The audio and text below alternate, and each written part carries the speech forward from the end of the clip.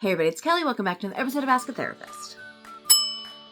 In response to last week's video, I got a couple questions about coming out as bi even though you're already in a long-term relationship like a marriage. And it's not the first time this question's come up. Usually it's in the form of, why does someone who's in a straight presenting relationship need to come out as bi? They're already in a marriage. And I guess I can see where people are coming from, but also, why not? So, here's some reasons why it's important for people to do so. Number one, personal authenticity. Just to be real to themselves. If someone is discovering something about themselves later in their lives and they want to share it with people, why can't they? Like, why is that a problem for anyone? Sometimes this question comes from people who have discomfort in what it means to be bisexual. And I'll give you that. Okay. But what I'm most intrigued by is this question coming from people within the queer community. Because what I hear from some people is, why are you trying to claim an identity when you already have like all this straight privilege? And unless the person speaking has grown up from the second they were born, knowing they were queer, being completely accepted, not being at all touched by heteronormativity of our society at all, I cannot understand how you don't understand that not feeling like you 100% fit into the environment you're in is uncomfortable. And being able to be authentic about who you are and honest about who you are allows you to be fully who you are. And that feels good. Listen, if somebody wants to live sort of who they are, if somebody wants to live smaller and to keep themselves in a box for the comfort of other people, I can't stop you, right? I would never ask someone to do that, but I can't stop you from doing that. I am surprised when someone else asks someone else to do that for their comfort.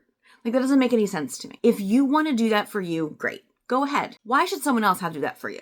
People being honest about who they are allows them to fully be who they are. It doesn't mean change has to happen in their lives, because it doesn't mean they're looking for change in their lives. It just means they have fully understood a part of themselves and they want people to know that, because that gives them authenticity. When we're understanding new things about ourselves, declaring that to the world in the way that we want to do that is that last step into fully actualizing that. Like, psychologically, that's how that works. So people claiming that is that last step into owning who they are. That should be celebrated. Number two, combating bi-erasure. If you see two men in a relationship, you assume they're both gay. If you see two women in a relationship, you assume they're lesbians. If you see a man and a woman in a relationship, you assume they're straight. Any of those people in any of those relationships could be bi. So if you're referring to them as something that they are not and they correct you, their correcting of you is an attempt to combat bi-erasure.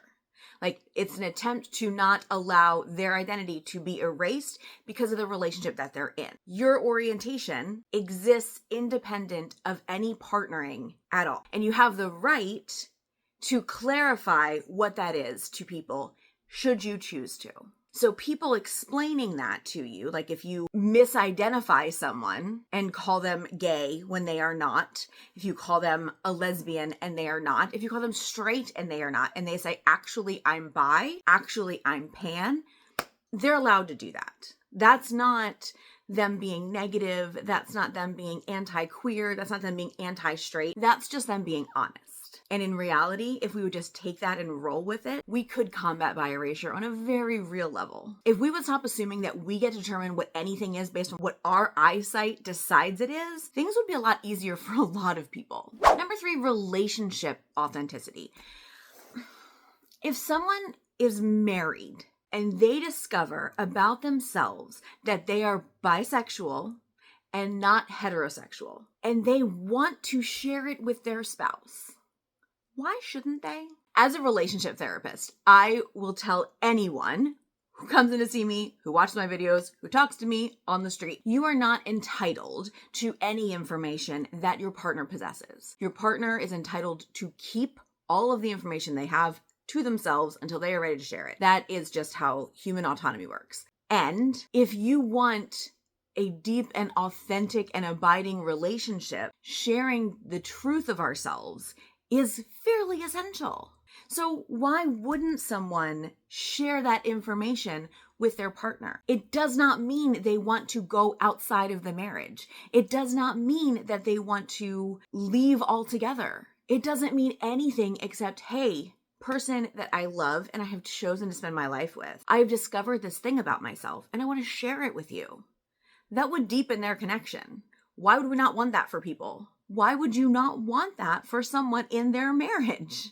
I can't understand that. And the last one is challenging of societal norms. This I kind of think is all of our jobs, but especially people who are bisexual in a straight presenting relationship and people who are bisexual in a queer presenting relationship. But for some reason, those of us who are bisexual in queer presenting relationships get more of a pass on this. But society has decided that how people see your relationship is how it is, and your job is to correct everybody. If people were able to be more open and vocal about who they are in their relationships, then that would normalize understanding that relationships can be different from how we see them, right? So bisexual people in straight presenting relationships, being open about who they are and being open about their discovery process could in reality help with that normalization. Now, is it their responsibility? No.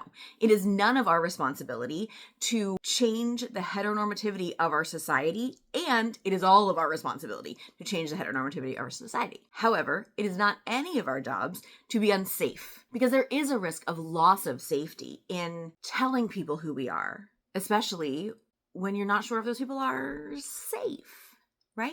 I said recently in a video that one of my most watched videos is also one of my most, divisive videos, seems like anyway, within the queer community. And it's about bisexual grief. Because bisexuality is, even within the queer community, still contested, is the best way to say that. There are people within the queer community who feel very strongly about the privilege that people who are bisexual possess. And everyone's feelings are valid. And I don't want to step on anyone's feelings and say that they're not. And we all need to be working towards equality and recognition and freedom of expression and safety for all of us. Period. And the infighting does not help that. Now, if you are someone who is discovering this about yourself and you want to bring this to your long-term partner or spouse, there are a couple of things that I would love for you to keep in mind while doing this or prior to deciding how to do this. The first one is your partner's comfort level, but not for the reason you might think. I'm not telling you to not bring this to your partner because of their comfort level. When you have a serious conversation with your partner, we all know there are ways to do that. There are times to do that foster open communication and understanding. And when you're both in a good headspace to do that, we all know that. That's a kindness to our partner, and it's a kindness to ourselves when we have big information to share. And if you have a suspicion that your partner is not going to be receptive to the information and your partner's not, emotionally resourced to work through that, it may be helpful to you to find some resources for support for yourself to figure out what that means for your relationship.